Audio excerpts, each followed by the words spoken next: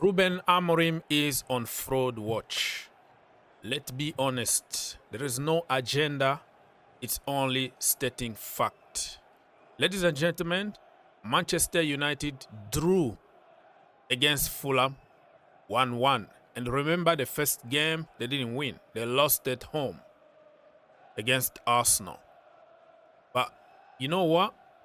The manager came out to say, we played good, we dominated, blah, blah, blah. It's all good, all good. But this is how big clubs stop being big clubs. When you're starting feeling good about dropping point, losing games just because you played good, just because you saw progress, my friends, this is how big clubs stop being big clubs. Jose Mourinho said it clearly. I hope they don't get used to it.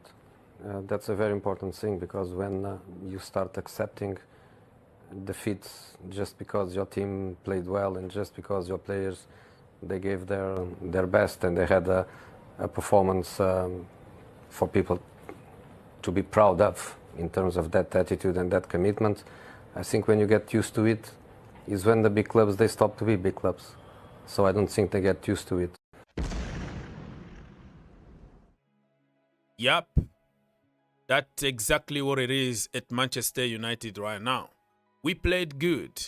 We dominated. We had possession. Look at the XG. My friend, it's not going to take you anywhere. You dominated Arsenal and you ended up by losing. What is the point? At the end of the day, you got 0 points.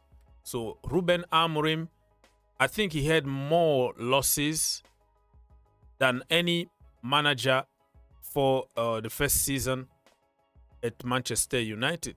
Absolutely shocking. 15th they finished last season, and this season you would have thought that they're gonna improve.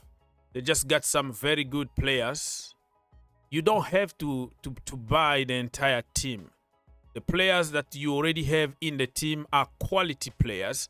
You added some element here and there, and then you make a team. You know, I was happy when Manchester United signed Amorim. I was like, man, I like the guy, but I didn't know that he was one-dimensional manager. He knows only one way and one way only of playing football. Absolutely shocking.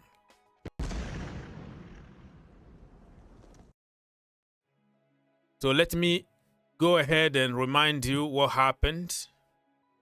So 1-1. Manchester United missed the penalty, by the way. The penalty that was questionable. Very, very questionable. The referee's decision today, absolutely shocking. And then, for the goal that Manchester United scored, it was an own goal, of course, but you know what I'm trying to say. It was a big push on Bassi. So Bassi handled Mason Mount. The penalty was given. And then somebody pushed him very hard to prevent him from getting the ball. And the referee didn't do anything. So is the justice only for big clubs, or the justice need to be for all the clubs? Absolutely shocking refereeing today. One more time, the VAR and the referees let people down. You don't have to be a Fulham fans to call out on some injustice that's been happening in the Premier League. So it was an own goal. Rodrigo Muniz deflected the header from Euro. And for Fulham, Emil Smith-Rowe, 73rd minute. Very, very good goal. And 1-1 in the end, they share point. So Manchester United need to start winning games. Otherwise, by Christmas, I think the manager is going to go, because they can't continue this way. And can anybody really explain to me why? Let me just even go to the lineup to show you. Manchester United, Bayindi, another Onana's twin. They are all the same. All bunch of crap. Yoro, Delete, Show. Dorgu, Diallo, Casemiro, Fernandez, Mboimo, Mount, and Cunha in front. Anybody please explain to me what the heck you didn't bring, you didn't start with Benjamin Sesko. Of course, he came in the second half, but it wasn't enough for him to get confidence and get to the rhythm of the game. What is the point of spending a lot of money you did, more than 80 million, on this brother, and then leave him on the bench? I am against those managers that will come up with stupid narrative and theories telling you, oh no, he's not used to the league, blah blah blah, the all PR stuff. Who cares? Who cares if you're not used yet? The only way you can get used to the league is to play freaking games. Hello? Put him out there. He's a proper number 9. He's handful in the box. He's gonna get you a goal. Bloody hell, this Amorim guy, I was one of the few people, one of the many people, by the way, because he was doing good in his country, Portugal, and I was like, man, Manchester United are absolutely back. They are gonna destroy everybody. This manager is the next Jose Mourinho, blah blah blah blah. Look at me, looking like a mug, you know, because it's just not working. This brother only knows how to play the 3 at the back system, wing backs, blah blah blah. It's so predictable. And some of the players, look, Diallo, Amad Diallo is playing as a wing back. You know, it's just the system is absolutely crap. He's not a wing back. You know, just find a plan B. He doesn't have any plan B. It's his way or no way. They're going to struggle with this kind of manager.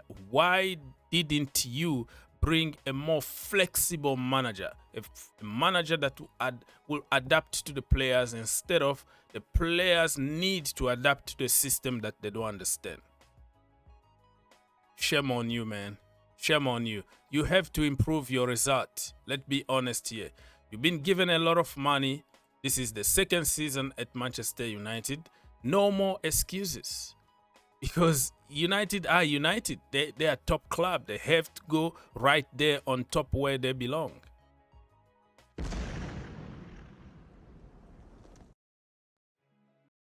Okay, people, so let me go and give you some statistics. And by the way, let me remind you one more time, they didn't even score a goal. The first game, they didn't score a goal.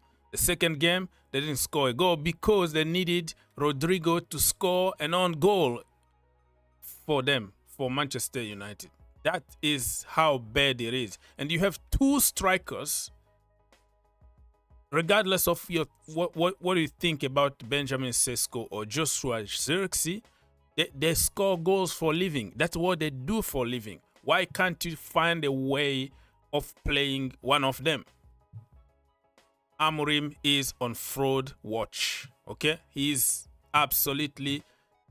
gonna get found out this season and he's gonna be a big fraud. He need to improve. Statistics. Shot 10 for United, 13 for Fulham. On target, 3 for United, 4 for Fulham. Possession, Fulham had more possession, 52%. Manchester United, 48%. The rest here, it doesn't matter. Let's go to standings here. Fulham, 13. Manchester United, 16th. They are not even 15th anymore. Finished the last season in the 15th position. Now they are going down. 1 loss and 1 draw. It's going to be a long season for Manchester United. I don't see any evolution from this club. Okay? So, it is what it is, people. West Ham are bottom with 2 losses. Wolves also 2 losses. Bottom of the table. But it's only two days into the season. So you still have time to recover because only one game left before the international break. But come on, man. You have to start winning your games. Otherwise, you're going to be left behind.